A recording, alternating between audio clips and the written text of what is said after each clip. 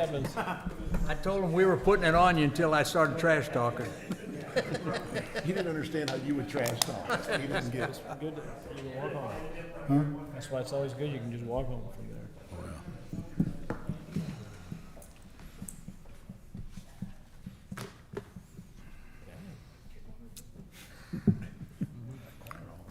Did get quiet.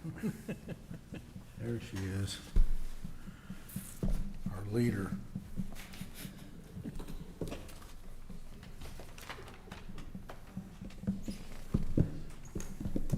So that's what that's for, yeah.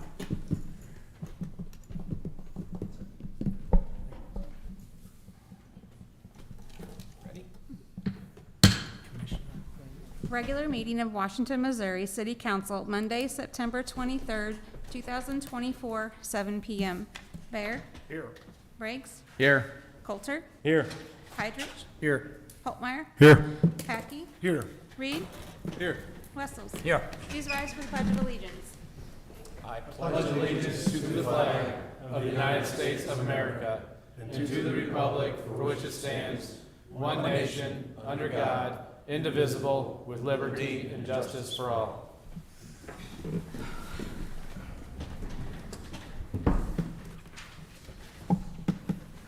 Will all the council members answer if they have or have not read the minutes of the council meeting dated September 3rd, 2024? Bear? Yes. Briggs? Yes. Coulter? Yes. Heidrich? Aye. Holtmeyer? Aye. Packey? Yes. Reed? Yes. Wessels? Aye. Motion to approve. Second. Motion by Patke, second by Coulter. All those in favor say aye. Aye. Motion passes. It's approved. Approval and adjustment of agenda, including consent agenda. You have the collector's treasurer's report summary, March through May of 2024, investment report for March through May 2024, and we are tabling item B due to the wrong verbiage in the ordinance. And it'll come back to you on October 7th. 7B. Yeah, I'm sorry, what did I say? You just said B. I'm sorry, 7B. Thank you. Motion to approve. Second. Motion by Patke, second by Holtmeyer to approve the agenda, or the consent. Any discussion? All those in favor say aye. Aye. Motion passes.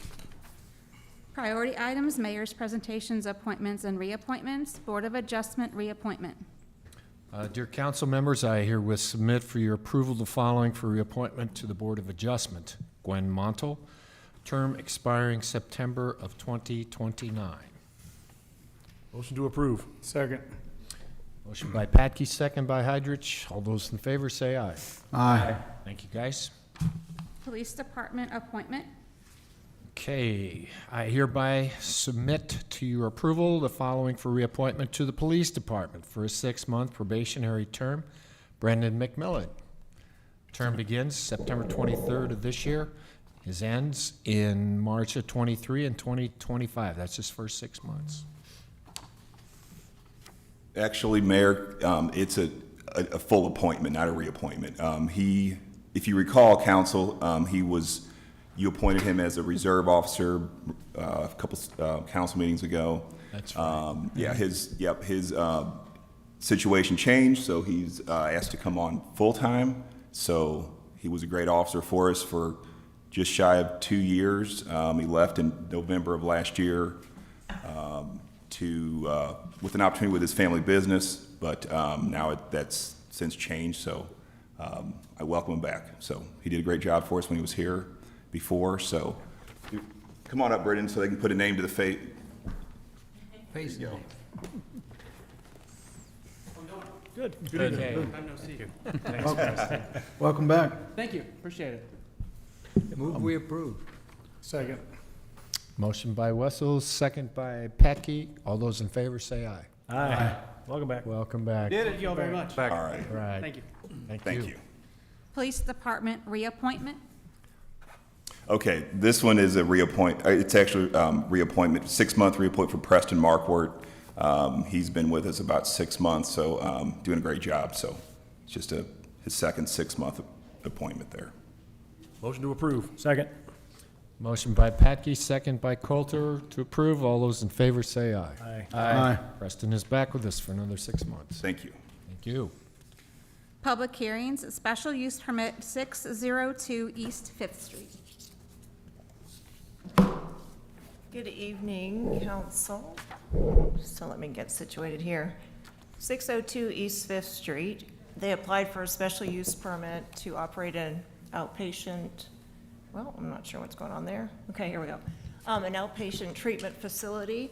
The location is what you see with the star above it. So it's an attached unit next to the building at 600 East Fifth Street. So you can see that 602.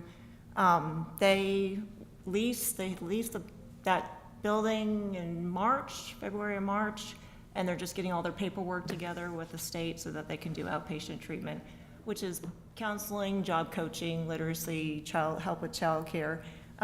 They currently have one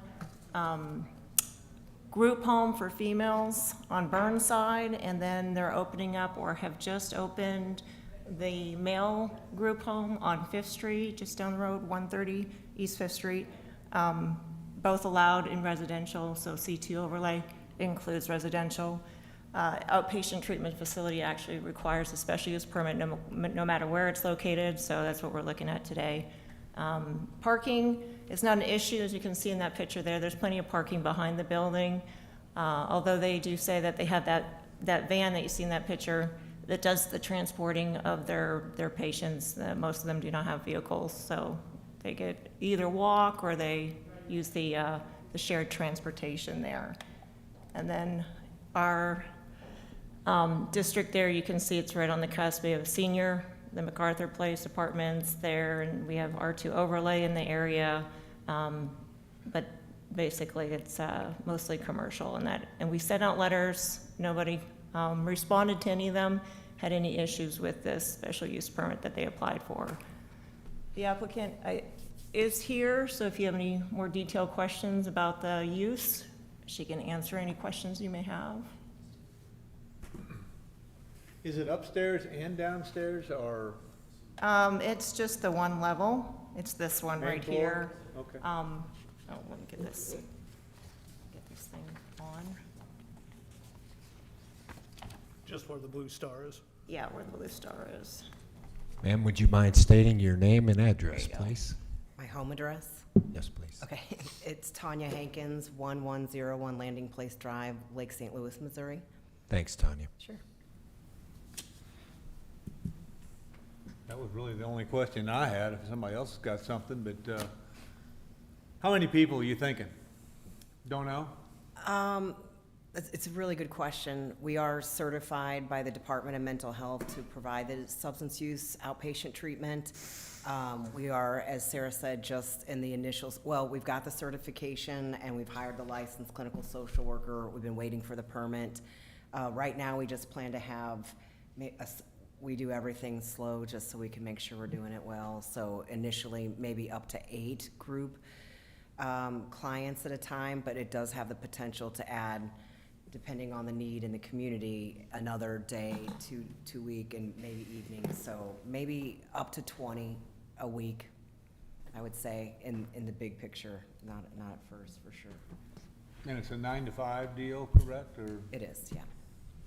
And it's just, Actually, so because outpatient clients typically work during the day, that's not correct. We just now do day groups, but in order to be able to provide outpatient treatment for a larger, population, I think we're gonna have to do like their 2-hour groups twice a week, so it'd be like 5 to 7 in order to be able to help the men and women who have daytime jobs. I guess my question then, I don't see a problem here, but if it were one to arise, it's a special use permit, so we have any leg to stand on there if we wanted to do something different there? Yes, no, maybe? I apologize, I missed the first half of your question, Dwayne. Well, kind of like the homeless centers, whereas if we do have problems, ongoing problems, we have legs to stand on, down the road. If they have, if there's specific conditions that you want to put on the permit that they cannot meet, yes, that permit could be rescinded at a later date. We're not expecting that, but I mean, just, you never know. It's just where that star is on the picture, that, it looks like a very small space. It looks deceptively small. It goes all the way to the back, so there's a Okay. front, there's a computer lab, there's an office, there's a big group room, a restroom, and then a back office. So it's a lot bigger than it looks. But actually, our group room it caps out at 20, but that'd be per group. But I think we're gonna have a few classes there, group sessions a week. I'm good. Anybody? Any further discussion? No opposition at P and Z or? None. None. It was unanimous. Okay. I'll make a motion to accept unless we've got further discussion. I'll s- It's accepted in the minutes, didn't it? Yes. Yeah. Motion by Bear, second by Holtmeyer to accept in the minutes. All those in favor say aye. Aye. Motion passes. An ordinance granting a special use permit to utilize 602 East Fifth Street as an intensive outpatient treatment facility in the city of Washington, Franklin County, Missouri. Wessels? Aye. Coulter? Yes. Briggs? Yes. Bear? Yes. Holtmeyer? Aye. Patke? Did we read this as an ordinance or as a Oh. public hearing? I'm The, sorry. the previous agenda item was, No, I jumped ahead. So I read the ordinance, now I just need somebody to introduce it. Correct. Thank you. Briggs.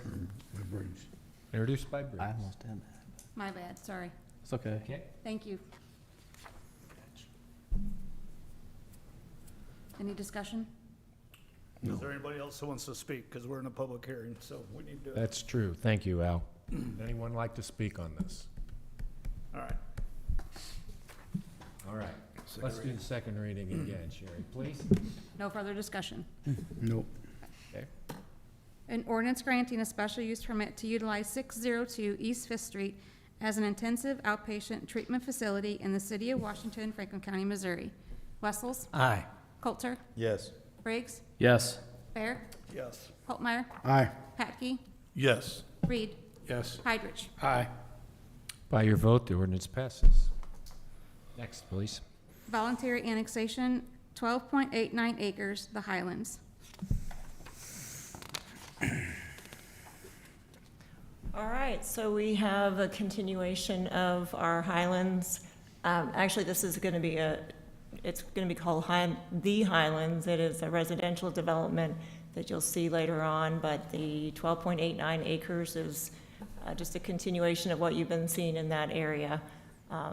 We've had multiple single-family homes being developed there with lots greater than 7,500 square feet. So they're coming in at the same zoning, R1D, and a continuation of High Street to the south. So I see a big square. Where are we at? Yeah, you see a big square, so Thank you. this is where we're at. Next slide, Yeah, please. Yes, so there it is. And there's our comp plan. There's a little snippet of our comp plan with the blue stars. You can see that it is considered a low-density residential in that area, so it meets our comp plan. And again, it matches the, continuing what we have developed there. It will also extend Emily Lane to the west, so you'll see that later on. That's the plan, to make those connections. And High Street also gets extended? Yes, High Street will continue to be extended, correct. And that carries over the hill to the south, so then the southwest corner is actually a retention basin in the plat Yes, you'll see that too. further, right? Yeah, the first thing that we have tonight is just, this is the hearing for the annexation. There'll be subsequent agenda items for the approval of the plat. Further questions or discussion, you guys? Anybody else? Do we need a motion to send it on? Need to open it up to the floor. It's a public Okay. hearing. Great. This is a public hearing again, so if anyone would like to comment upon the Highlands in this proposal, please step forward.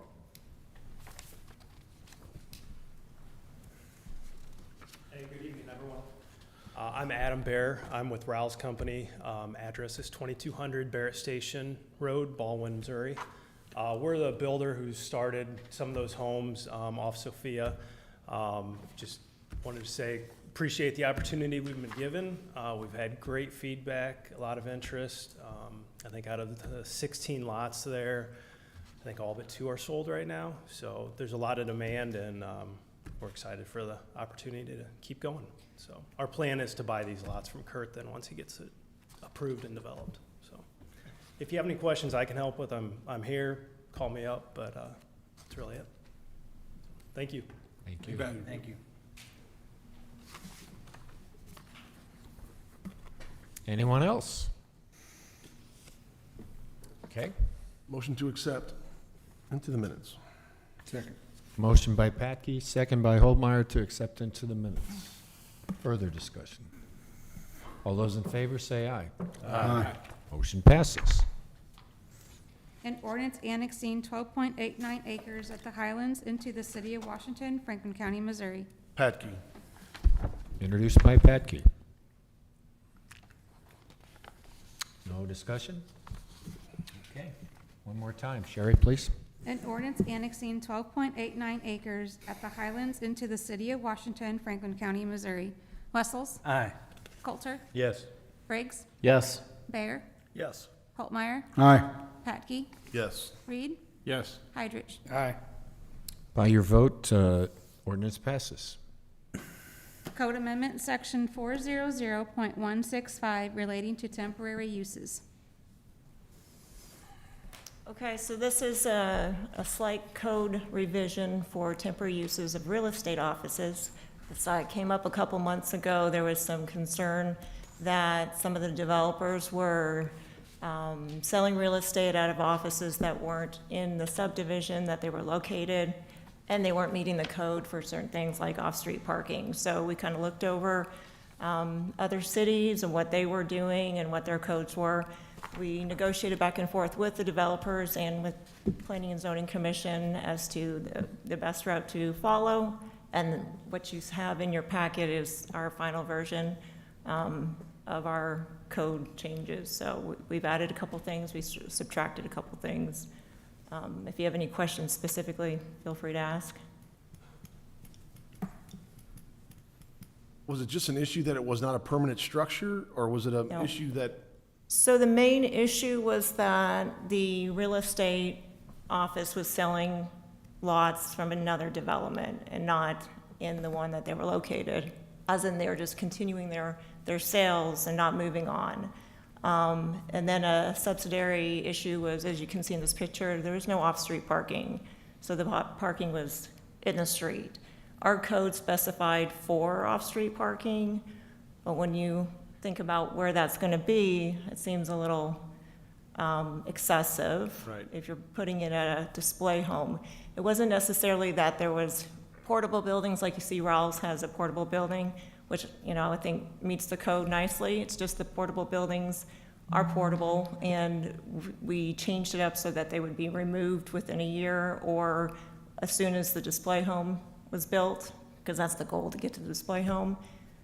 In the code, it said originally that it needed to be connected to water and sewer, but those aren't necessarily infrastructure in place to connect to water and sewer. So we kind of separated the code so that certain rules apply to display homes versus the portable buildings. The portable were very temporary, not meant to be there long-term. So we kind of made that distinction between those two buildings.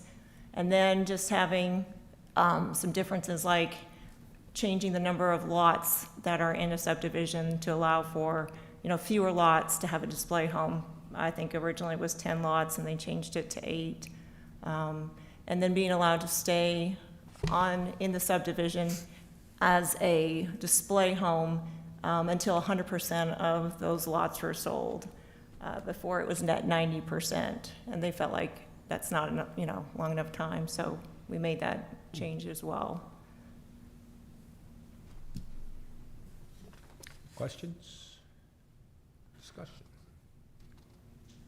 Okay. Do we need a motion to pass this? No, this is the public hearing, so Public you're hearing, opening it up for the hearing, public. okay. Anyone out there like to comment on this? Please come to the podium. Okay.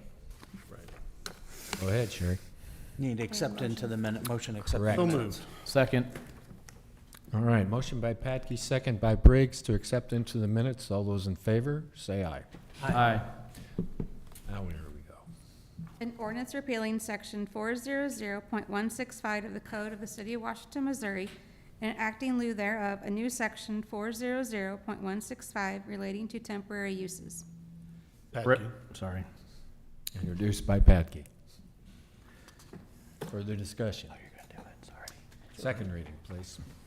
An ordinance repealing section 400.165 of the Code of the City of Washington, Missouri, and enacting in lieu thereof a new section 400.165 relating to temporary uses. Wessels? Aye. Coulter? Yes. Briggs? Yes. Bear? Yes. Holtmeyer? Aye. Patke? Yes. Reed? Yes. Heidrich? Aye. By your vote, the ordinance passes. Next one, please. Fiscal year 2024-2025 budget of the City of Washington, Missouri. Okay, Sarah's pulled up the presentation. We'll go through some of the, if you'll remember, a couple months ago, we had a workshop where we gave you some highlights of the budget, what we were anticipating in 2025. We've had a few changes with that as we've had a chance to go over the numbers again with Tammy and her office, as well as department heads to go ahead and review those. She can, as you can see within your budget or within the documentation you had tonight, these are the large numbers, but let me give you some highlights of what's going on within the budget and what's coming out of certain funds. So, if I can get this thing to, It works, but it was giving me a hard time. I was giving you a hard time? Giving me a hard time. Just hit the next slide. You can do it. So out of the general fund, what you'll have is, the biggest one would be salaries with regards to, that comes out of the general fund. And that is, as you all know, we had a salary study completed by McGrath Company, and they basically came back with what we had described what would have to be done in two phases, because it was a total of an increase of approximately at 1.4 million to the general fund budget in just salaries alone.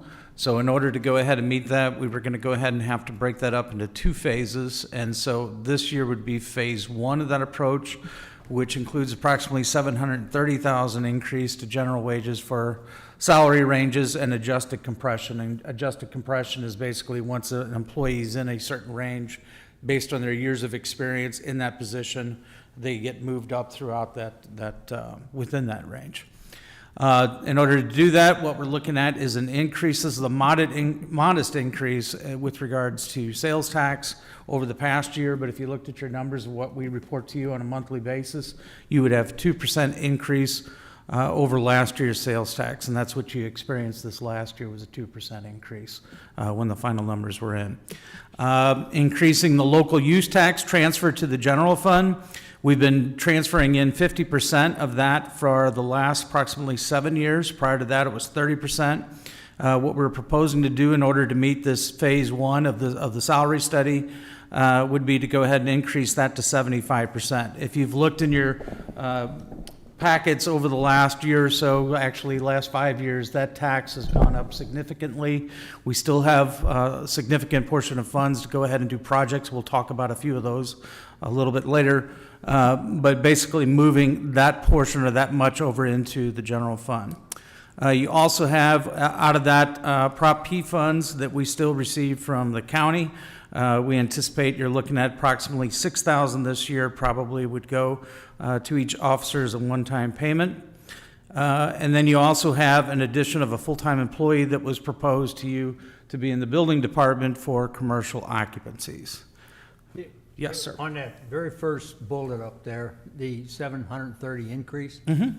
Roughly, what's the total for salaries today? I think we could go to the next page. I think I've got that. Hold on. Yep. Keep going. I want to say personnel. There you go. Right in there? Okay. 7 what? 7.8. But you go up to, that's also with benefits, everything else with that too. Right. So we can go back to the previous one. So there's your expenditures coming out of the general fund, gonna have to take off my glasses to see that. Probably turn around and look at it this way. So you see personnel eats up about 50% of your general fund as far as expenditures go. And you can see purchases, services, the other items. We wanted to put this in some pie graphs for you so you could go ahead and see where your money goes. Next slide. And then those are the actual numbers that, and what you had asked, Mark. Next slide. So as far as revenue goes, this is where your revenue comes from. If you can look at the taxes, 62%, and if you see that, that's over, there's a chart over there in the middle. 32% of those taxes are based upon your sales tax. 15% is property tax, 13% is franchise, and then you get 2% of the other taxes. So that's basically your revenue that's coming in for you. Next slide. Those are the actual numbers. And we've got these printed out. If anybody wants to see it, have a copy of these for later, you're more than welcome. Go ahead to the next slide. Local use tax fund, we're proposing a 5% increase. If you look at, although we've had numbers some years where we've had larger numbers, Mark, you've inquired about that over the years. This one, we're proposing a modest increase, again, of 5%. It's considered modest. If you look at back in the last 5 years, we were getting closer to 20% from 2018 up to now. Kind of topped off a little bit this last year. It was only a 5% increase over the year before. That's why we're budgeting 5% on this year. You got construction of Foxcrest Bridge. So that fund, we're going to be using some of those. That's for our extension to go from Rabbit Trail Drive over to Earthcrest. And so those funds will be used. I think Charles has got an update for you a little bit later about that project. We just got bids in late last week. Prioritize and reconstruct existing public stormwater retention basins. We've been putting these in the last couple of years. We think this year will be the year we can finally move forward with that. We'll have a contract for you for design on that as well in the near future. But that would be out there on High Street, as well as a new one over there on 8th Street by 8th and Jefferson. Close to where the trail heads, right there at Jefferson Street. And then also, we still utilize this fund to go ahead and slip line sanitary sewer mains to reduce infiltration, so, for downtown. Next slide. So this is, again, highlights of the capital improvement sales tax fund. You'll see a lot of projects here. These are ongoing that we go from year to year. But construction of the fire station, so for this year, just out of the capital improvement sales tax fund, and I'll highlight some other funds that are going to help with that fire station. But 2.8 coming out of the capital improvement sales tax. You've got the main stage roof structure at $482,500. We've spent some money, so like I said, if you've seen this, this is just what we're intending to spend in this budget year on that project, not the total. Between other improvements that you've got, new light standards, paver replacement, utility burial in front, main, about $825,000. Equipment storage facility, $900,000. We're going to talk about that a little bit more, but all of these are going to have to be contracts that come to you at a later date. But that was always for a building so that we could store some more equipment. But like, again, we're going to take a look at that number. Pool house renovations, this is eventually to go ahead and get the office into the pool house for the Parks Department that we've discussed over the years. That would be $195,000. There'd be a remaining balance of $195,000 in 2026, so that would be staggered over two years. Park maintenance building and shed remodel, $195,000. Sanitary sewer slip lining, we still dedicate a certain amount for the capital improvement sales tax to chip in on that. And then we also have some improvements here at City Hall, such as we've got insulation that we like to do in a couple of places, as well as some security features for the building. Next slide. Transportation sales tax fund, Highway 100 widening at Oldenburg and Industrial Park. It's approximately $1.6 million is what we've got from the state, but that is 100% reimbursable. Jefferson Street, you've got 1.7. Our city share is $341,000 and change. You've got design for various projects that we've got that will be designed in this next year, totaling $102,000. Riverfront Trail connection, we're going to break that out probably in two phases because we're going to have to deal with the cost associated with doing, there's two parts to that. One is the trail connection, the other part is an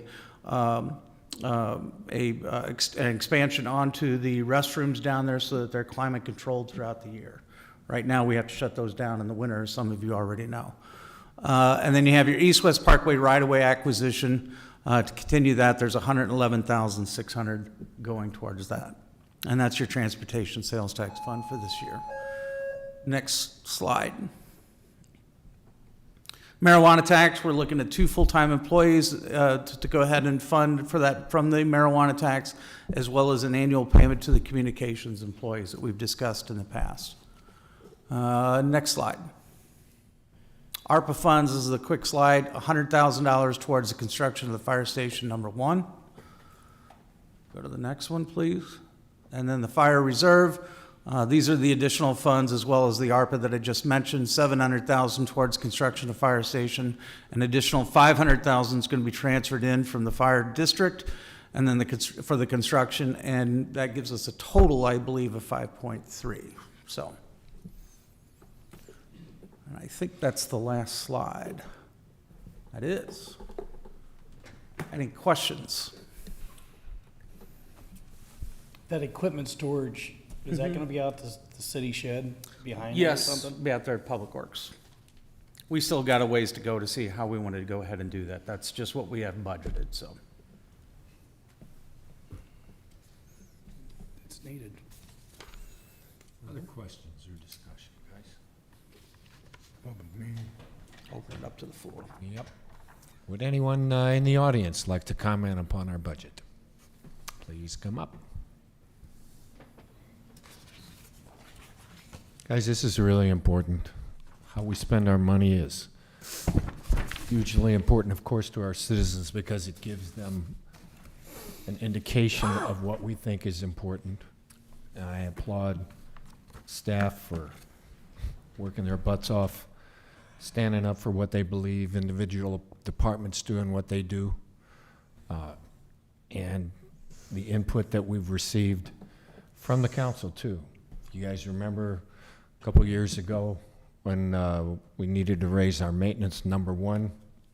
That was because of our input from you guys. And so we'll listen. I hope and pray that that input is always there. But thanks to a lot of different people to getting this very, very important document done.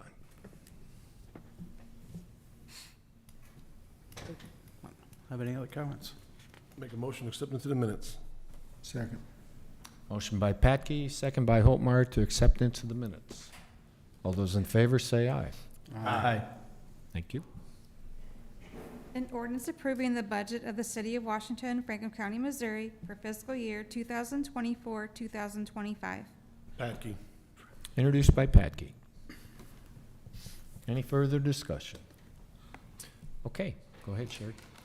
An ordinance approving the budget of the City of Washington, Franklin County, Missouri for fiscal year 2024-2025. Wessels? Aye. Coulter? Yes. Briggs? Yes. Bear? Yes. Holtmeyer? Aye. Patke? Yes. Reed? Yes. Hydrich. Aye. By your vote, they approved. Did I miss? Okay, sorry. By your vote, the ordinance of our budget is passed. Thank you, everybody. Citizens' comments? If anyone in the audience would like to come up and discuss anything that is not on the agenda, now is the time. Okay, thank you. Report of department heads, Gateway Fiber update. We have a representative here, two representatives here. Thanks, guys.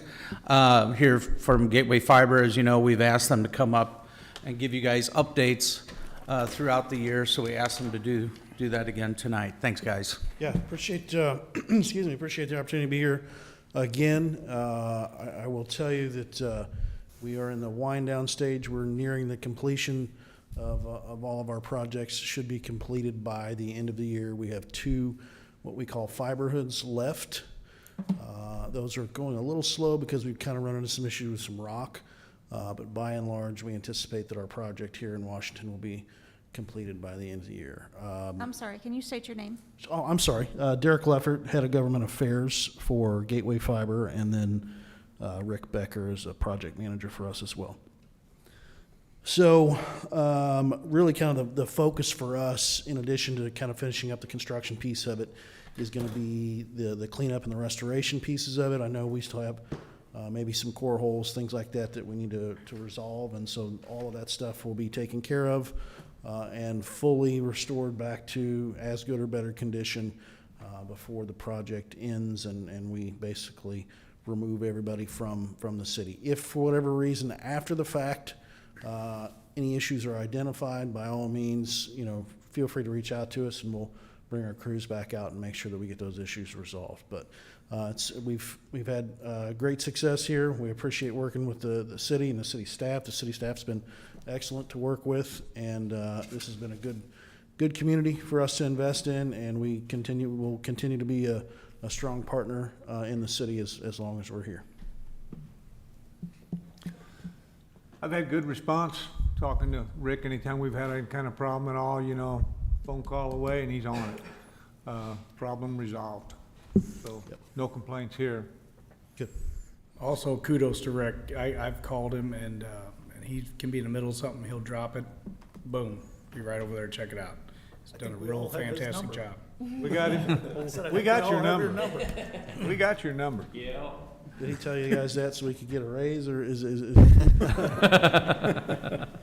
No, well, we certainly appreciate that. Rick's been a valued member of our team here, and obviously he's local and probably has relationships with a lot of you guys already. So, but whether it's Rick, whether it's me, whether it's anybody else from Gateway Fiber, we are committed to being a good corporate partner and good corporate citizen here. So we appreciate the warm reception that we've received. As with any project, any utility project, there's always going to be some bumps and bruises and some disruption. We recognize that, we realize that, but our intent was at the outset and remains to make sure that we're doing the right thing by the citizens, and hopefully that's the experience that you guys have had as well. Thank you. Any questions? All right, thanks guys. Thank you, guys. We do have several department heads here. I think we want to get some updates. I think so. We're going to ask Kevin if you want to come up first. Good evening, Council.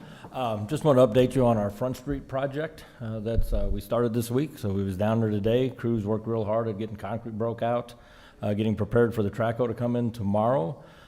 We have a bypass pump running right now. We was kind of anticipating maybe some more rain like we just got, so we started it up to try and help that out. Seemed to work out. Didn't get any calls, so that's a plus thing.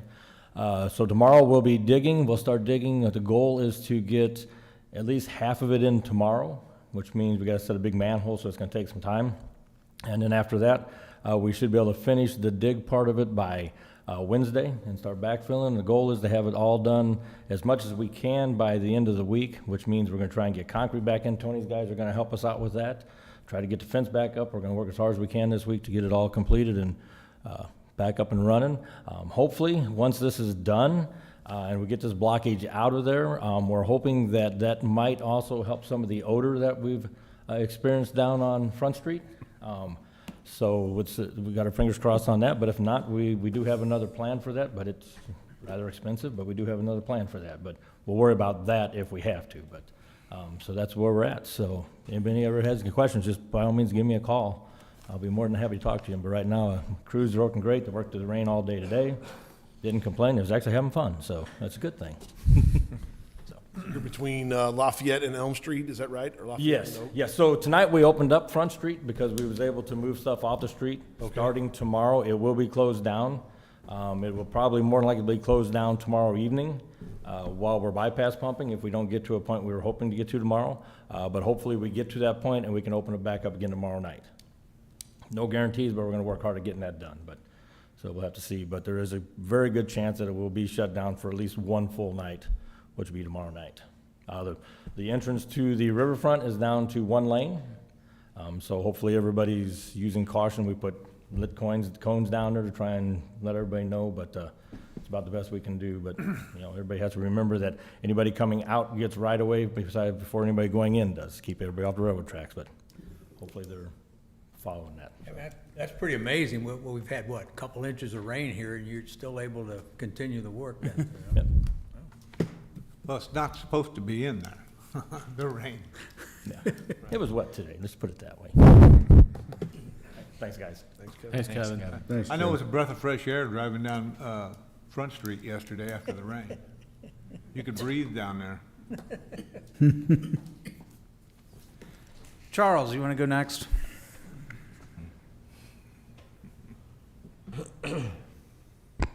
So as Darren mentioned, we got the bids back for the Foxcrest Bridge portion last Friday.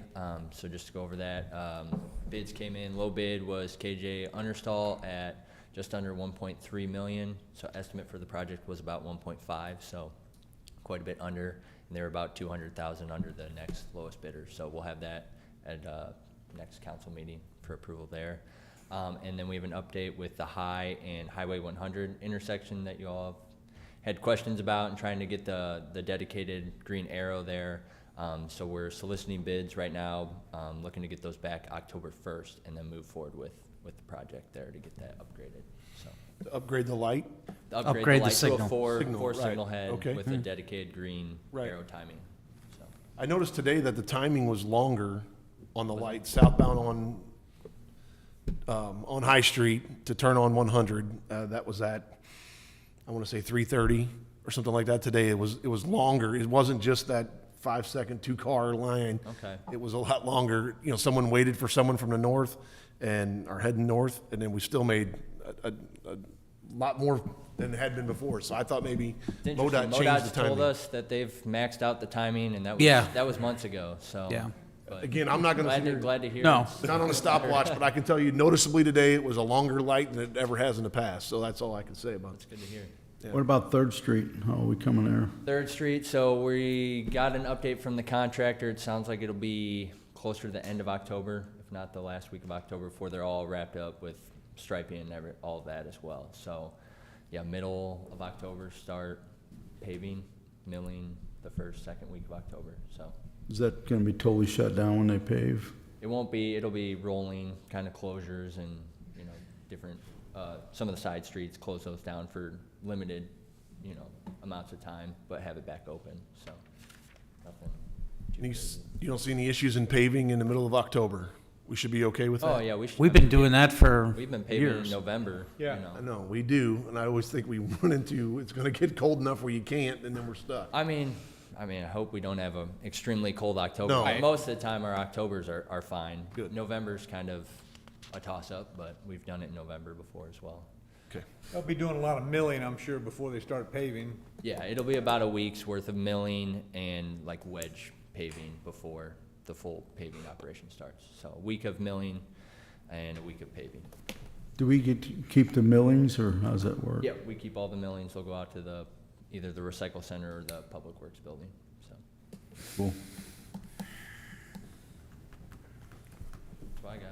Thanks, Charles. Thanks, Charles. Thanks, Charles. Tony? Good evening, council. Some of you may have noticed, we were sealing our Riverfront Trail on the east and west end this last week.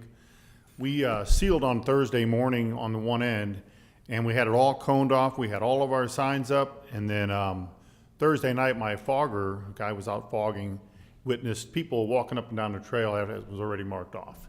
So he went down there, confronted them, said, hey, you're not supposed to be out there. They were like, well, we didn't step in the sealer. Either way, we did go over and try to scrape a little bit of it up, and if it comes up, it's gonna come up in chunks.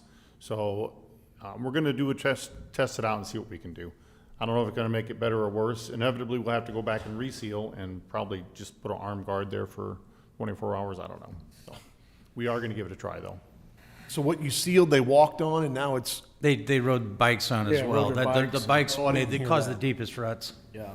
It wasn't the walking. They were coming off the trail while we were picking up the cones on Friday afternoon, so people were using it. I think they see that it's dry and they take off, and then they get to the points that aren't dry and it's too late, so. Wow.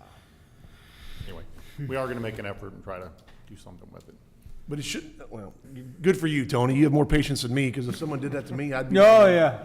worse. But we're trying to make it better for the citizens. Just give us a day to take care of it and come back tomorrow. But in this case, no one had enough patience to do that, and then therefore we got to go back and fix the problem. So, again, kudos for your patience, because I probably We'll handle give it a different. shot. Right. Thanks. Did you have anything, Wayne?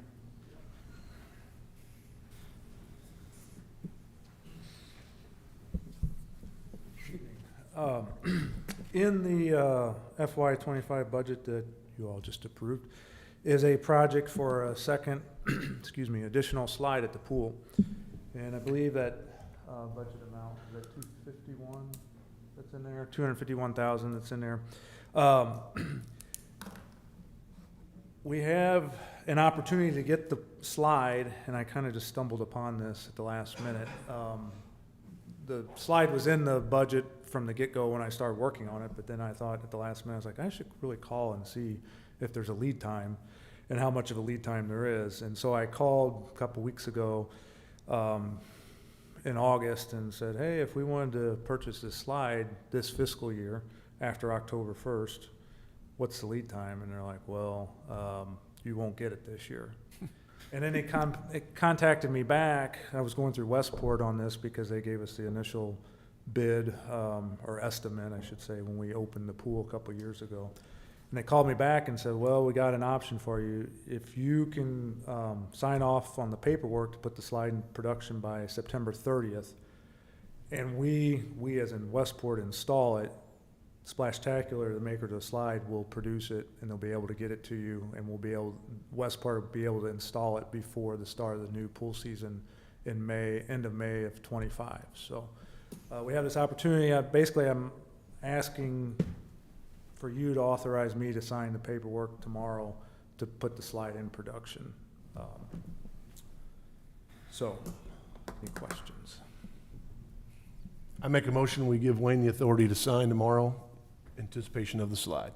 Second. And so all the infrastructure's there. I mean, when we built the pool, we paid extra money, we put in extra infrastructure for an additional slide.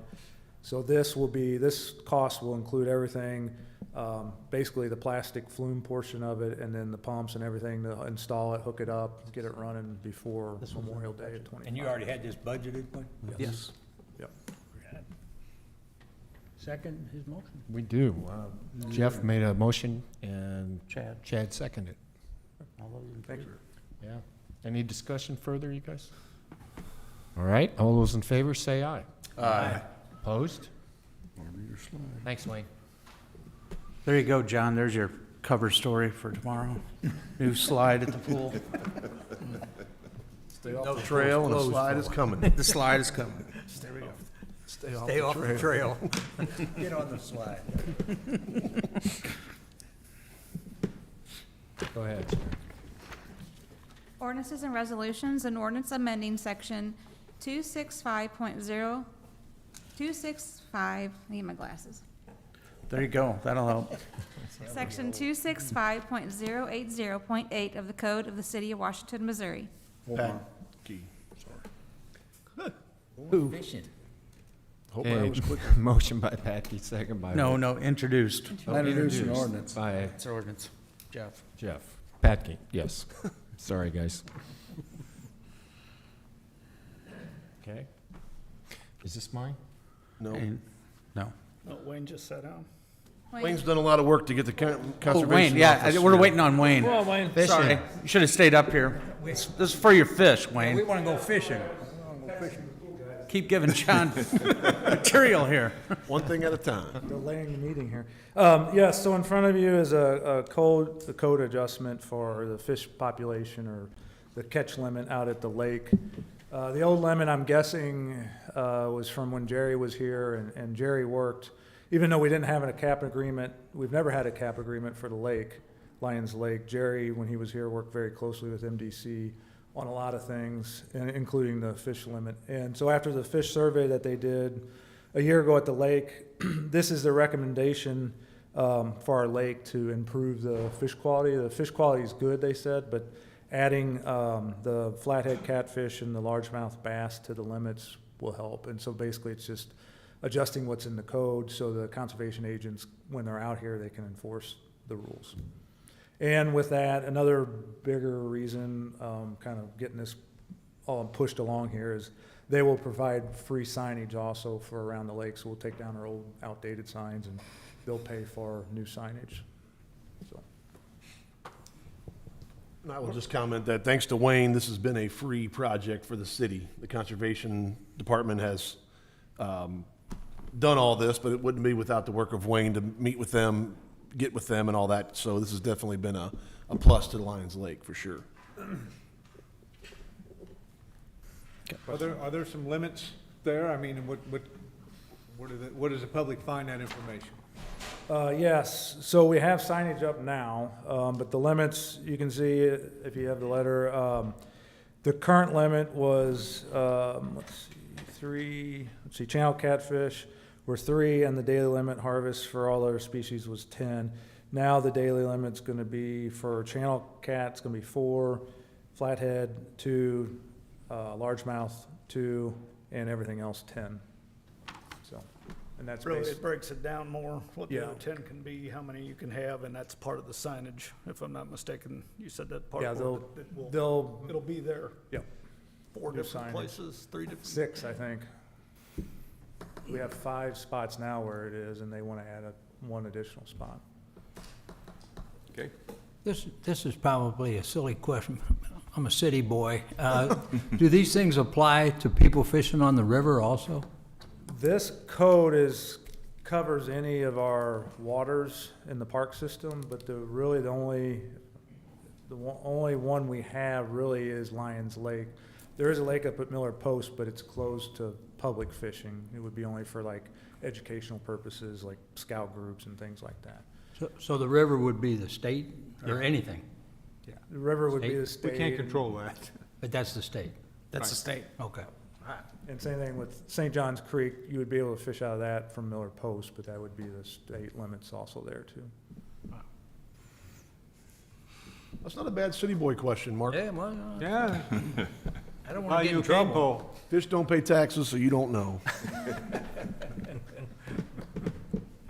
Other discussion? Okay, Sherry. An ordinance amending section you. 265.080.8 of the Code of the City of Washington, Missouri. Wessels? Aye. Coulter? Yes. Briggs? Yes. Bear? Yes. Holtmeyer? Aye. Patke? Yes. Reed? Yes. Heidrich? Aye. By your motion, the ordinance passes. Next one, please. An ordinance authorizing and directing the City of Washington, Missouri to accept the proposal from Alpha Laval, Inc. for new upgrade replacement parts and site machine reconditioning for the wastewater treatment plant. Holtmar.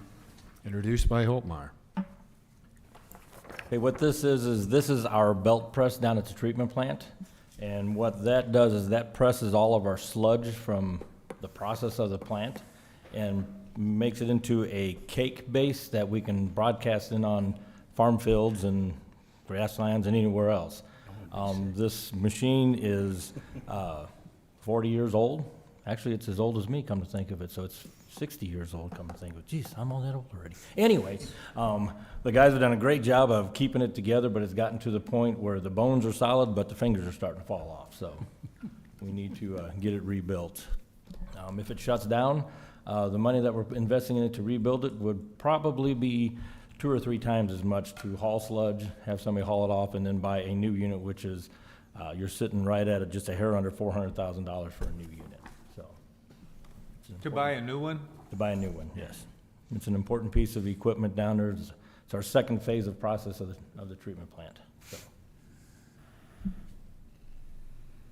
Not something we want to do without. It's something we cannot do without. There you go. Further discussion? Go ahead, Sherry. An Thanks, ordinance Kevin. authorizing and directing the City of Washington, Missouri to accept the proposal from Alpha Laval, Inc. for new upgrade replacement parts and site machine reconditioning for the wastewater treatment plant. Wessels? Aye. Coulter? Yes. Briggs? Yes. Bear? Yes. Holtmeyer? Aye. Patke? Yes. Reed? Yes. Heidrich? Aye. By your vote, ordinance 7C passes. D, please. An ordinance authorizing and directing the city of Washington, Missouri to accept the proposal from Vanaventer Engineering for the influent lift station repairs at the wastewater treatment plant. Hydrich. Introduced by Hydrich. Again, this is probably it is the most important station at the wastewater treatment plant. This is the influent pumps that run 24 hours a day, 7 days a week. They never stop, they never give up, they never quit. But in the 14 years of constant vibration and constant usage, some of the piping has been is deteriorated. The concrete bases down the bottom is deteriorated, so we actually literally need to rebuild from the bottom up on these. The motors will keep the same, but all the other stuff in it has to be rebuilt and reworked. There's 2 stages to it. This is the first. There's 4 pumps there. This is the first stage of 2 pumps because we got to keep one side of the station running at all times. When we get that done, then in next budget, and then this budget year, next budget year we'll turn around and do the other ones if they make it that long. Hopefully we can keep it running until it does, but if not, it'll be an emergency repair, but we really don't want to get there, so. Again, this is something that we cannot do without, so, unfortunately. No discussion? Second reading. An ordinance authorizing and directing the city of Washington, Missouri to accept the proposal from Vanaventer Engineering for the influent lift station repairs at the wastewater treatment plant. Wessels? Aye. Coulter? Yes. Briggs? Yes. Bear? Yes. Holtmeyer? Aye. Patke? Yes. Reed? Yes. Hydrich. Aye. By your vote, ordinance 7D passes. E, Thank you. please. Thanks, Kevin. An ordinance authorizing and directing the execution of a contract agreement by and between the city of Washington, Missouri, the Boat Club, and KJ Undersaw Construction Co. for bank stabilization along the Missouri River. Bear. Introduced by Bear. So the boat club approached us about doing some bank stabilization along their boat docks down there and the stairs going down. But they have KJ Understall lined up to do the work. The reason we have this contract between all 3 parties is because the work is being done on city property. The boat club is paying 100% of the cost to KJ Understall to do the work, and the city has a permit with the Corps of Engineers for this work. So.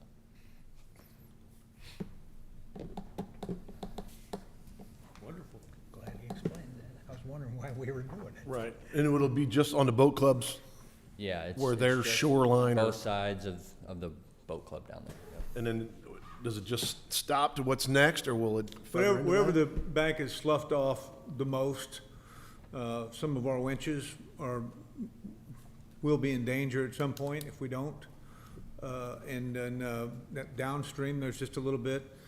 And I've been walking that bank down there a lot. All you gotta do is walk up the bank another 100 feet in front of the Curacos dock. There's a gap opened up about 4 to 6 inches wide. I don't know how long, that it will happen there eventually as well. I mean, it's gonna slough off. There's no stopping Mother Nature, but, it's, you know, something has to be done. I don't know what to do about it other than wait for it. But this is gonna stabilize that. This is the point. Well, No, it's to stabilize the portion by the boat club. Right. Yeah, we're working at the boat club. I just been looking at lots of different things down there, and I see other problems that are gonna arise their ugly head very soon. Don't know, this year, next year, I don't know. What's the river gonna do? Nobody knows. Okay. No further discussion? Go ahead, Sherry. An ordinance authorizing and directing the execution of a contract agreement by and between the city of Washington, Missouri, the Boat Club, and KJ Understall Construction Co. for bank stabilization along the Missouri River. Wessels? Aye. Coulter? Yes. Briggs? Yes. Bear? Yes. Holtmeyer? Aye.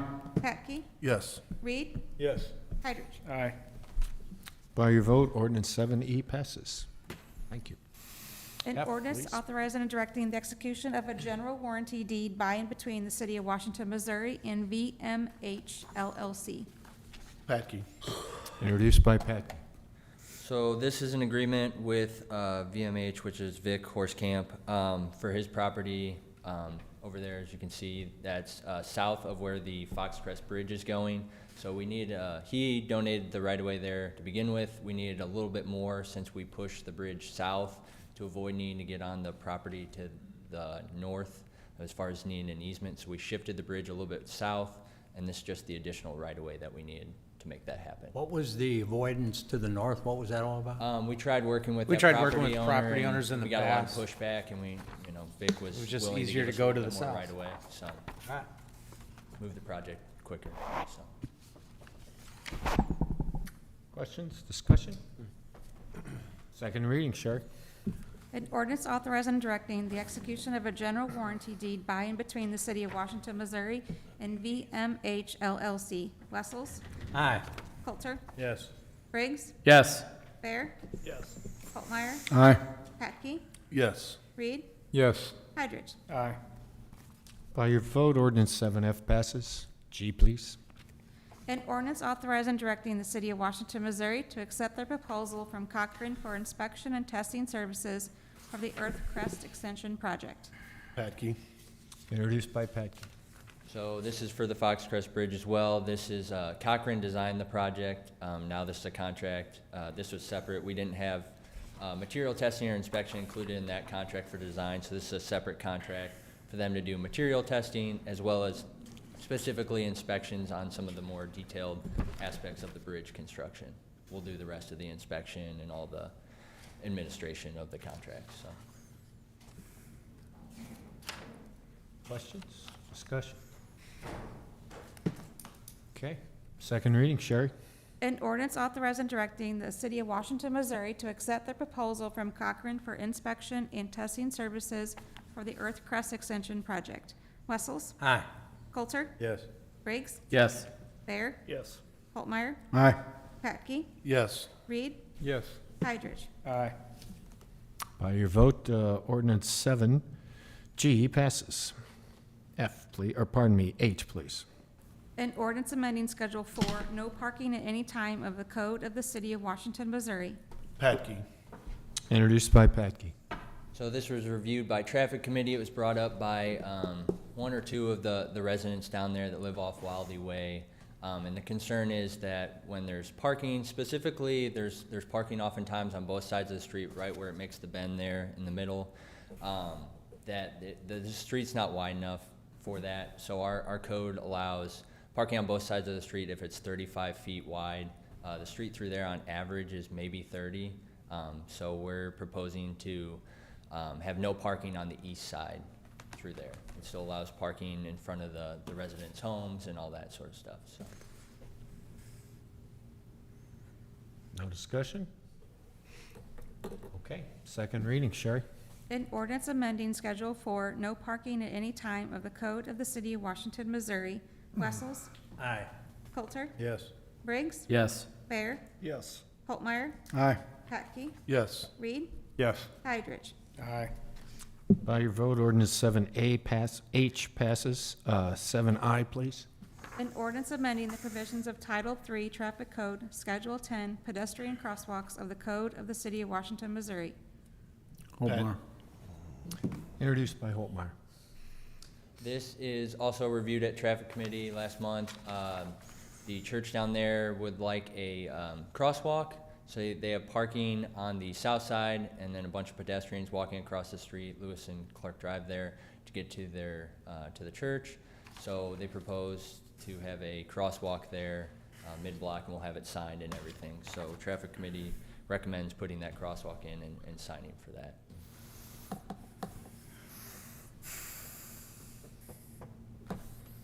No discussion. Sounds good. Okay. Second reading, Sherry. An ordinance amending the provisions of Title 3 Traffic Code, Schedule 10, pedestrian crosswalks of the Code of the City of Washington, Missouri. Wessels? Aye. Coulter? Yes. Briggs? Yes. Bear? Yes. Holtmeyer? Aye. Patke? Yes. Reed? Yes. Hendricks? Aye. By your vote, ordinance 7I passes. 7J, please. An ordinance amending Section 115.400 of the Code of the City of Washington, Missouri. Holtmeyer. Introduced by Holtmeyer when it was, actually, I brought this up, everyone. I've talked to everybody about this, you guys. A little bit of background for those of you who don't know. 58 years ago, the city of Washington hired its first city administrator, and we took the first baby steps to becoming a professional organization. Before that, the council, the elected council, did everything. Finance, you name it, they did it. And they got used to that, but don't ask me who the mayor was at that time or was on the council, but they did the proper thing of trying to establish a professional organization, and I continue to strive to do that, take us to the next level of a professional organization. We've just approved the budget, and within that budget, there was a salary study approved. Tonight, we normally would vote on our city administrator's salary. I think it's improper that we single out any employee from the city administrator on down to a new hire M1. And so I bought the ordinance that would eliminate the need for us as a council to approve his salary. That approval would next year be part of the budget process as it properly should be. And I'm open to discussion, you guys. Here we go. Well, Your Honor, I appreciate you reaching out individually to us about this situation. I guess from my standpoint and knowing past, let me start by saying I think Mr. Lamb has done a great job, and I appreciate you looking into this for this reason. My reservation when I spoke with you was what has happened in the past. Was it the best to do it this way? You know, today it may be, and then what tomorrow may bring as far as that goes. So I just don't want the mayor and the city administrator to sit together and decide the administrator's salary. Nor do I. And then that's how we came to this agreement, and I understand that.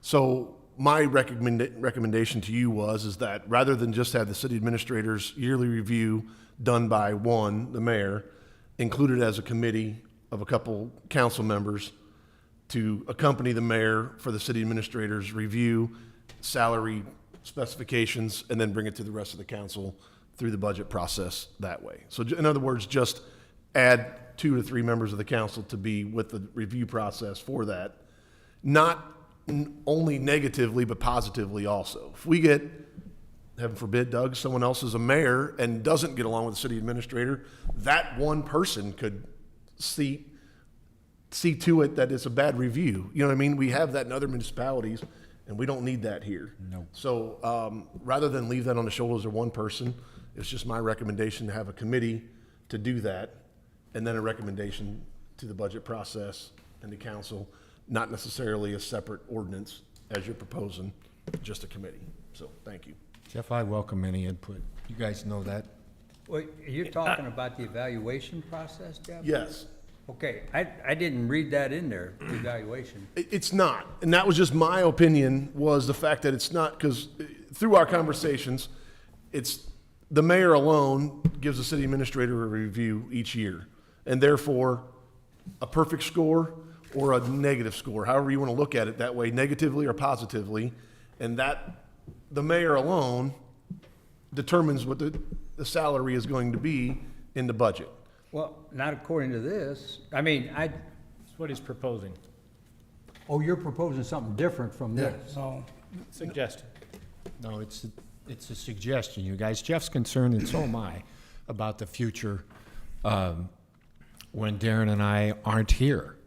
And we need a new city administrator. How are we going to do that? And I think, I certainly don't want to be the one to make all the decisions about hiring a new mayor.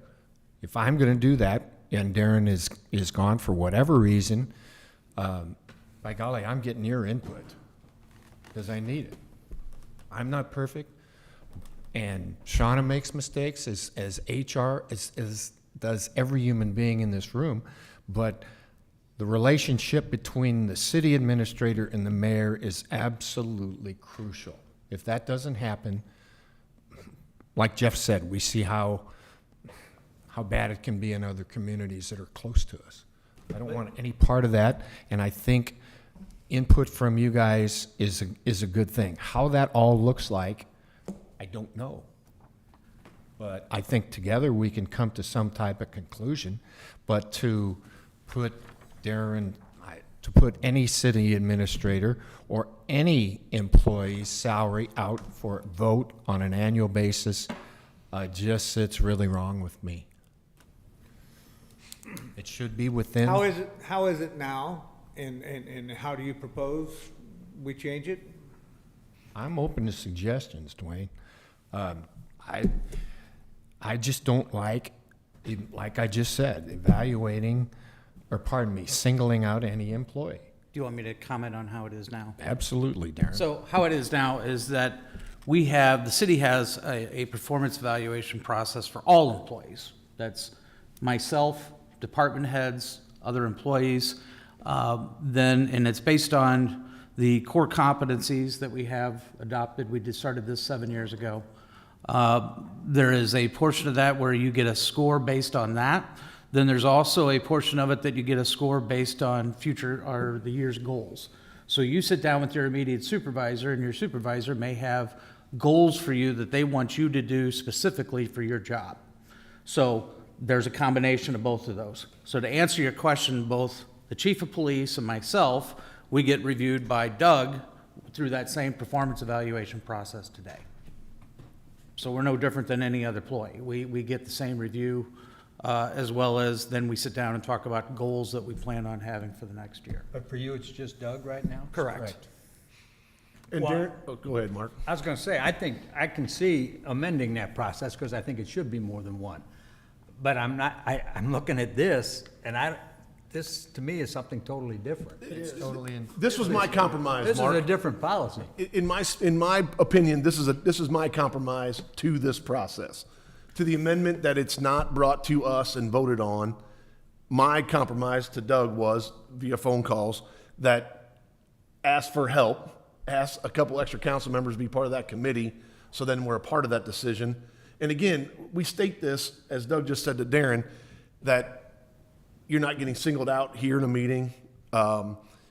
Your performance is approved by the mayor. And again, I say this positively and negatively. If someone else is the mayor and they come in here and they look at Darren's review and says, he's poor, he goes backwards, someone on the council should be here to say that he's done everything he should have done.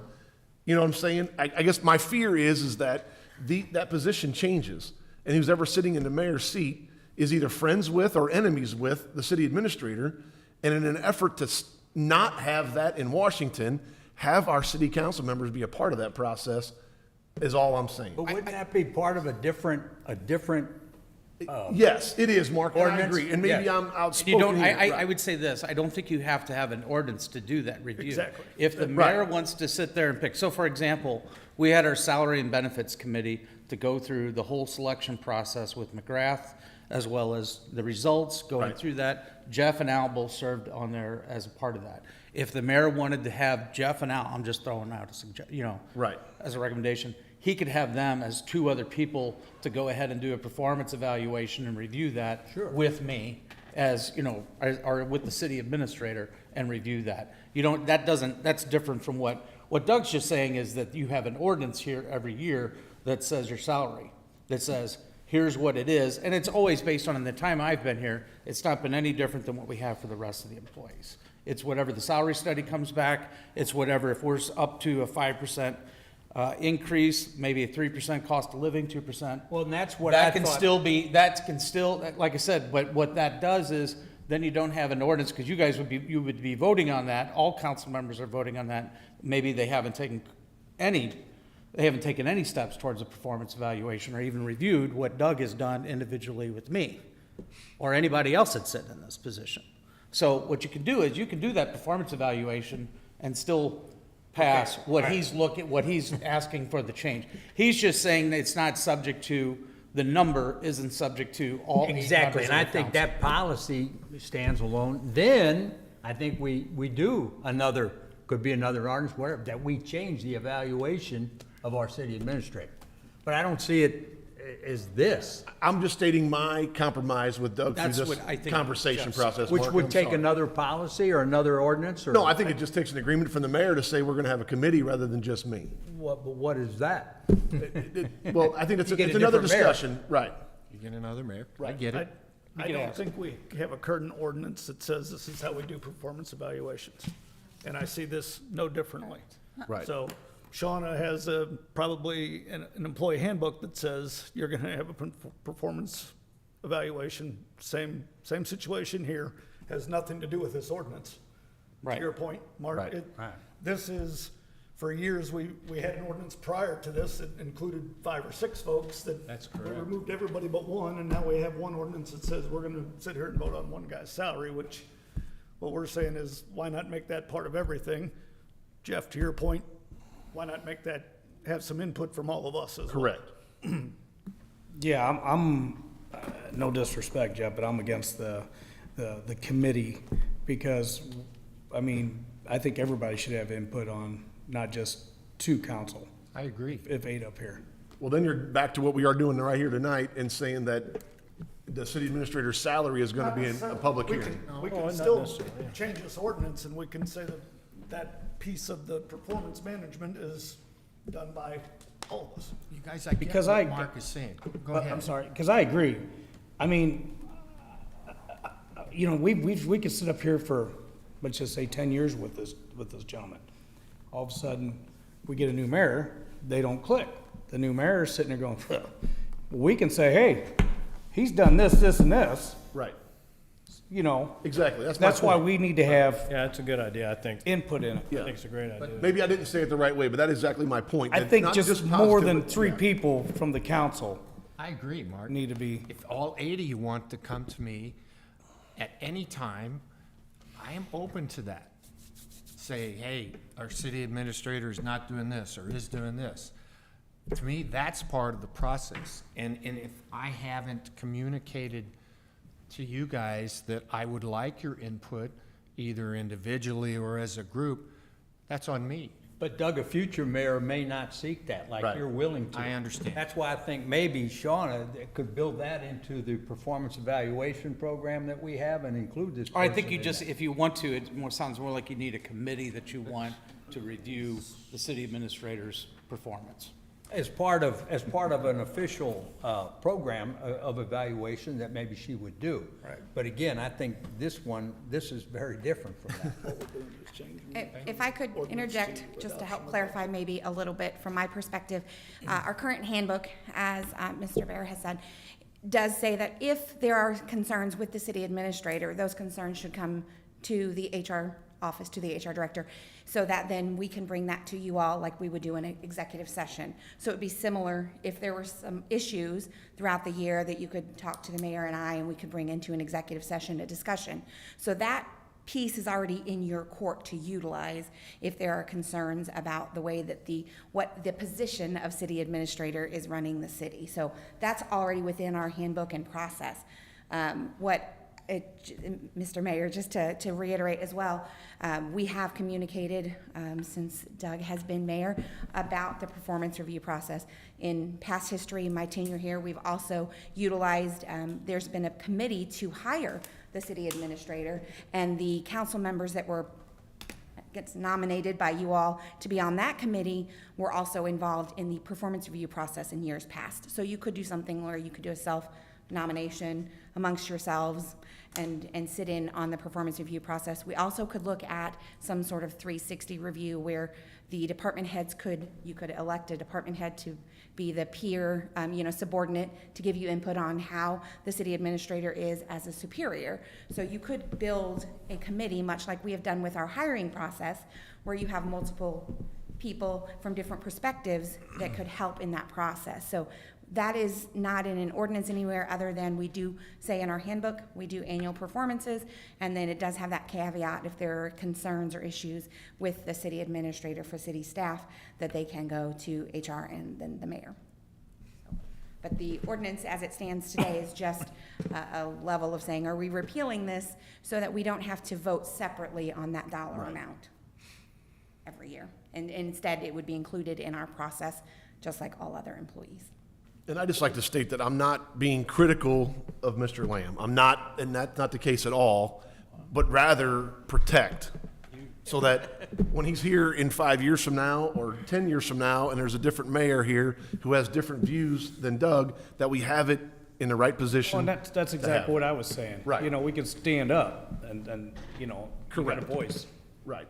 And I guess again, I'll go back, but my conversation with Doug, when we eliminate this voting on the salary tonight, that was the one time where you could sit here in a meeting and discuss his performance and pay in a year's time, and that's going to be eliminated. So this was a compromise to me to form that committee to look into that review before it comes to the council as part of the budget review, the budget process. That's all. So, again, I think to Mark's point, this is totally different. So amending this, not to bring this up every year. And Darren, we said this about 4 or 5 employees. We've been through this. Mark, Joe, we've been, you know, the city clerk, the finance director, the Emergency management director, all the, we used to do this 5, the police chief was on there too. We did 5 of them in one night, and and it got to be where you sat there and you joked that, well, Jim, you didn't do a very good job last year, so maybe we shouldn't. And then someone brings it up, and then we vote on it anyway. And it just, I remember that process, and we eliminated all those except for one. And when Doug asked me why, I told him I can't tell you why the other ones were eliminated and that one wasn't. And I can't, you know, other than the fact that there was a possibility of checks, I guess. Right? What's that? I didn't advocate for it. I just let it go. But, I mean, you I asked didn't me want why, the, and I'm here's like, my thing, I didn't want the other employees at that time, 7 years ago, all the ones that you just mentioned, not the individuals, but the people that were in those positions. You as council members don't provide, at that time, you weren't providing input on their performance evaluations. Right. You had no idea how they did it, so it felt unfair to go ahead and ask council member to go Correct. ahead and be put on the spot and say, well, is this what so-and-so deserves? I don't, you know, you didn't know. So that's the reason why we did it. And we got the performance evaluations, do it standard across the board. Any more discussion, you guys? Let's vote, Sherry.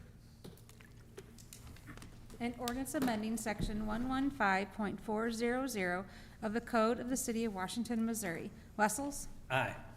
Coulter? Yes. Briggs? Yes. Bear? Yes. Holtmeyer? Aye. Patke? Yes. Reed? Not sure. Still clear as mud to me. I need a vote. Yea or nay? Nay. Hydrich?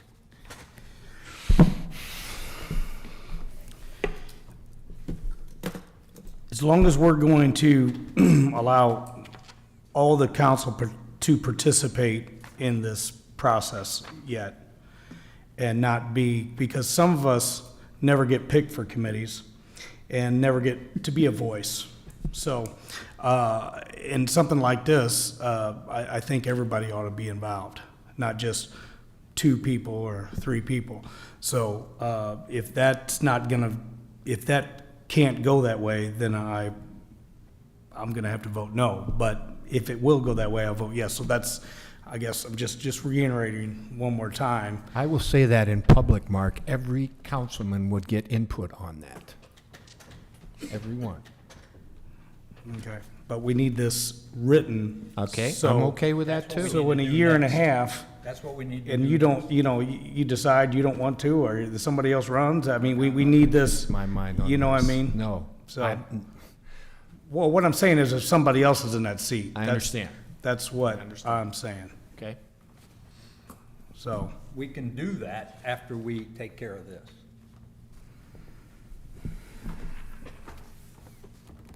Is that a yes or a no, Mark? it's a yes, and I'm gonna hold everybody up to, we're gonna write something up that everybody has input on this. Okay. By your vote, the ordinance passes. Thank you, guys. An ordinance authorizing and accepting the dedication of right-of-way and utility easement Stonecrest Plat 20. Sponsored by Bear.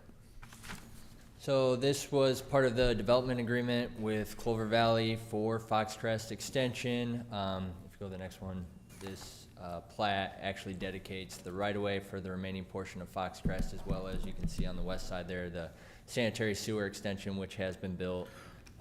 It also has an easement on the north side of the property for another sewer easement that the developer did themselves. This comes into that right away you just showed us a little bit ago? Yep, so that ties into the bridge there, which as part of the bridge project, we do get onto that property, so that's what we need this right-of-way now for, so. Discussion, questions, guys? It's exciting. Okay, go ahead, Sherry. Second, Rick. An ordinance authorizing accepting the dedication of right-of-way and utility easements, Stonecrest Plat 20. Wessels? Aye. Coulter? Yes.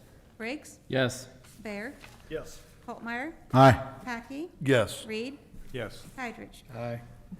By your vote, ordinance 7K passes. Commission, committee, and board reports, preliminary plat, the Highlands. So back to that annexation, this is the preliminary plat that goes with that. As you can see, it's a 48-lot subdivision, but it will be done in 3 different phases. The connections are meeting the International Fire Code requirement for a single-family residential development. Anything greater than 30 needs to have more than 1 entrance and exit, and as you can see, we have multiple connections. So Emily Lane is connecting with High Street. High Street is going further south. We do have a conceptual plan for High Street. If you want to see that, they submitted that as well, but the properties aren't all been purchased, so there's no agreements there yet for that, but I do have a copy of that. So here is preliminary plat. Is this the development where the gentleman said? Yes. The lots are Adam? basically sold except for a couple of them? No, that, This is further south. Yeah, This is next. it'll be a future. Yeah, that's the prior project. development, I think. Oh, yeah, right now, there are like 16 lots that were along Sophia, and those are the ones I was talking about. Okay, all right. This will be future, farther back behind there. all right, thank you. Other questions? We need to accept this. Sarah, no driveways on High Street either, right? No what? No driveways on High Street. No, no lots. driveways Right, on High okay. Street. I mean, the lots are butting to them, but the driveways will be required Right. to be on the side street. Those would be side lots. Correct. That's what we thought. It's got sidewalks, looks Side like. lots, that, the side, it'd be the side of the lot. So there, it's not a front facing, those lots are not facing High Street. They're facing the, Side streets, yeah. yeah, Do we have sidewalks? that I don't know. Charles Sidewalks is where? shaking his head no. Not in the subdivision? not yet. Okay. Your code only requires on the major and collector streets, correct? So those side streets wouldn't get it. So High Street will? High Street should. High Street will, yes. Okay. Great.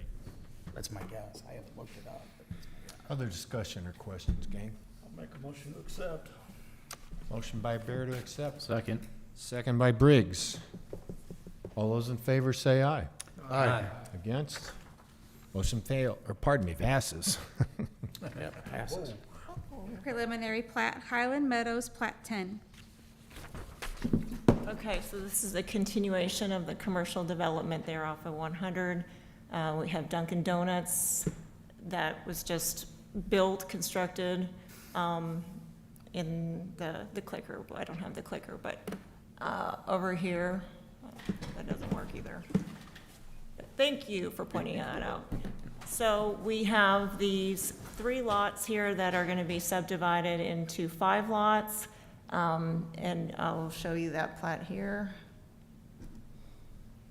So we have lot 1 and 2 that is on the north side of Dawn Avenue that will be extended to KJ Understall Drive, that was platted previously. And then lot 3 and lot 4, and lot 5 is just the rest of the parcel that you saw earlier. We have 60-foot right-of-way dedicated for those roads.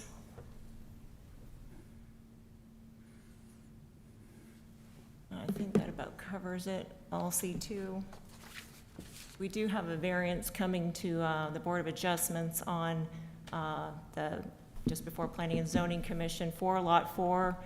The developer wants to build a Hobby Lobby, and the parking, they're not meeting the parking requirements, so they're asking for a variance for that parking standard. Do we know what's planned for those other lots? No? I don't know.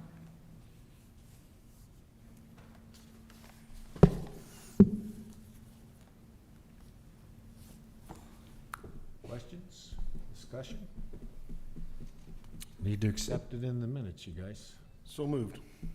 Second. Motion by Patke, second by Holtmeyer. Before we vote anymore. All those in favor say aye. Aye. Opposed? Motion passes. Preliminary plat Lafayette and Third Street. Okay, here's our last preliminary plat. It is in the downtown district, so it's C3. Currently, it's one lot. It's got 3 separate buildings on there. Because we do not have any minimum setbacks for side yards or front, they can parcel that out so that each one of those structures is its own lot with a shared egress on Lot A for, to use as parking or however they see fit. Currently, there's I don't know if you can tell from this picture, I can pull it up on the maps, but there is an overhang attached to this building, Lot B, that may be removed. That's just in the plans. They have some utility work that needs to be done before they go and final plat that. And Andy, the applicant, is here to discuss the project if you have any more specific questions about that. Basically, you want to break one lot up into 3, correct? Yes, Andy Understall Construction, 105 Hilltop Court, Washington, Missouri. Yeah, what we want to do is that, there's 3 different buildings there. The Lot B building has a garage underneath it, and we're going to take the roof off of that and put an apartment up on top of that, on that building. It's like the brickwork and all that is kind of deteriorated on that, and the roof has to be replaced. So since I'm not tearing the roof off, I figured I might also put an apartment up there, and then it will have its own garage. And then there's a carport that's attached to that building B, which will be, we'll probably do something different, but come off of building A, so then they'll have off-street parking on building A also behind it. They'll be able to pull 2 cars in there. And then there's some electrical services that have to be redone, some sewer work and some water work, probably that all needs to be redone there. And then building C is just gonna be a standalone building. It's a warehouse building. We'll add a bathroom to that building in the back and just use it for storage right now, Possibly might move my office there someday, but right now, it doesn't have any parking for that, but so. That's kind of what we're planning on, to try to clean that up and, by separating into individual lots, then it can be sold off in separate pieces later, so. Can city council still play poker in the dungeon? No. The dungeon is still down there, but, and some artifacts left over. Oh, yeah. No questions? Thanks, Andy. Okay, thank you all. Thank you. Second. Motion by Bear, second by Chad to accept. All those in favor say aye. Aye. Motion passes. Mayor's report. First of all, gang, thanks for the vote on that ordinance I proposed. Second of all, I hope a lot of you folks had a chance to go to the Oxfest this weekend. That event has become ensconced in our fabric of our community, and it's growing every year.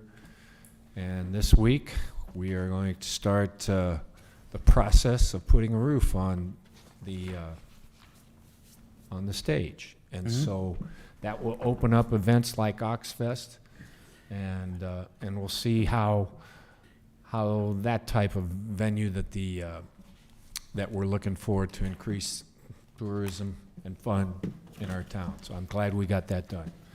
Other than that, you drive around town, folks, and you see the growth that we're doing. It's really, really exciting. We're fixing our streets, fixing our sewers. We've got some great developers doing work.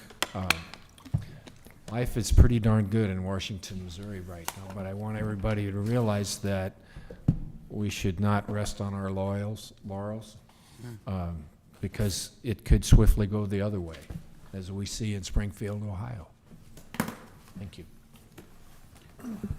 City Administrator's report. The only thing I'd like to go ahead and remind you of, there's a reception for MoDOT. As you know, MoDOT, the Highway Commission will be the Missouri Department of Transportation Commission will be meeting here in this room on next Wednesday, which is October the 2nd, and in the morning. I think for the majority of the morning, they'll be having their meeting, but we will be having a reception with them on the night before, on Tuesday. You should have received that invite, so if you can make that, we'd appreciate it. And staff will have a presentation that we would like to go ahead and show MoDOT our future long-range transportation projects that, quite frankly, without their participation, will not come to fruition. So we want to make sure that the new commission members are aware of that. I believe there's only one commission member that was here last time that the commission met here in the council chambers, and that was from 2018. All the rest of them are new members. So, thank you. That's all I got. And I do have an executive session item or two for you. Council comments? I know Oxfest was down about 300, I believe, from last year.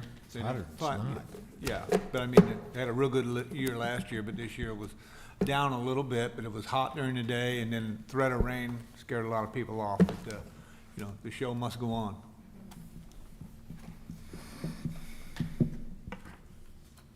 Okay. You bet. Go ahead, you bet. City Attorney's report. Public vote on whether or not to hold a closed meeting to discuss personnel, legal, and real estate matters pursuant to Section 610.021 RSMO 2000. Wessels? Aye. Coulter? Yes. Briggs? Yes. Fair? Yes. Holtmeyer? Aye. Patke? Yes. Reed? Yes. Hydrich? I hope not.